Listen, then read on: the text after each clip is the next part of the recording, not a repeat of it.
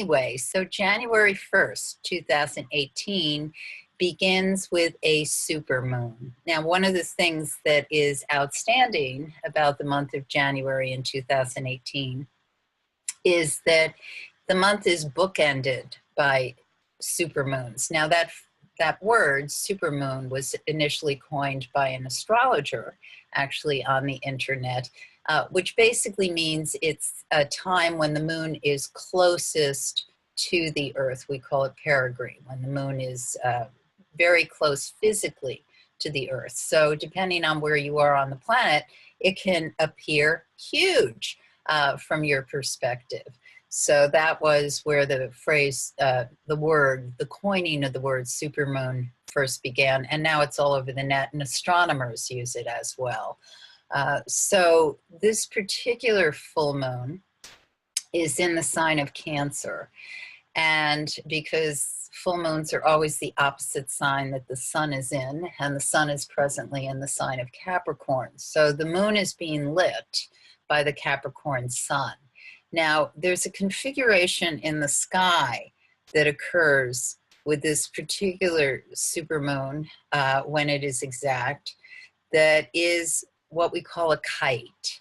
So astrology uses geometry. Basically, we flatten the heavens into a 360-degree circle, and we look at how that works geometrically, how planets or the sun and moon or other heavenly bodies relate to one another on a geometric frame. And when you have a kite, it actually is a configuration where planets are doing what we call trining, so they're in harmonious relationship to one another, and sextiles, also harmonious relationship to one another. But there's also an opposition, which is basically the spine of the kite. And in this case, the spine of the kite is the full moon itself.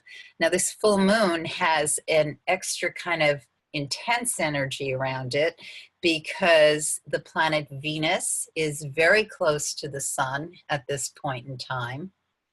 And Pluto, way, way back out in space, is also in alignment with the sun at this point in time. So that's a pretty intense configuration, and I'm about to explain why. Venus is how we, what attracts us. It's how we reflect or show what we want to bring into our realm. It also signifies money and our relationship with money, because Venus has to do with how we value, what we value. Pluto has to do with death and irrevocable transformation and power. Pluto was the god of the underworld, so what Pluto represents is pieces of ourself that is deep in the subconscious, and also where we find wealth and power from the inner realms. It can also be how people manipulate those things. And one thing we know for sure is that money and the system that money is something that is very orchestrated, manipulated, calculated, and planned by forces bigger than your week-to-week paycheck or however you make money. So when Venus and Pluto are together, in general, they tend to mean what is intensely obsessing you about something you value or something you're attracted to. So that can be a love relationship. It can also be something that is captivating you that you really, really want. And in the case of things like money and power, it can be something that is potentially not so great, the way we get kind of seduced into it, manipulated into it, or swept into it. So when we see this in a horoscope that basically is showing an umbrella of what's happening globally, it can indicate things that are occurring behind the scenes to, well, one might speculate, manipulate an economy, or do things that are trying to win or garner things in a certain favor. Now, the other planets involved in this kite configuration are Mars and Jupiter. Mars and Jupiter are traveling very close to one another now in the sign of Scorpio. And Jupiter in Scorpio has a tendency to reveal things, like what is it that we're going into the subterranean depths to pull up and get information, gold, revelatory information from. With Mars, it's very aggressive. It's very pushing out. So we can expect to see lots of things in the media news over the next several weeks. And people might be thinking, oh God, this is not a New Year's thing I really want to hear about, because every day it's like things seem to be revealed and coming out in the news.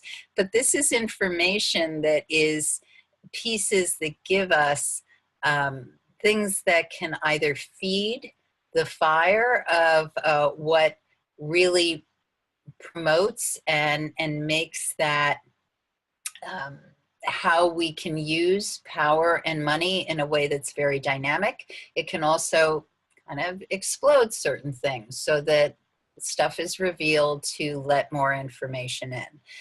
The last planet that's involved in this kite is Neptune, and Neptune is the higher octave of Venus.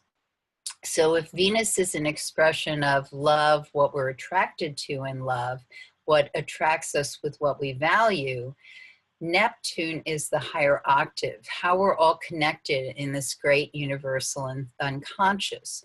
So the message of this super moon in Cancer is, what do you love? How do you love it? What makes you feel like it's home for you? What are your values with family and what you nest? And most importantly, what are your values with the very land, earth, that you are a part of? What is your biologic connection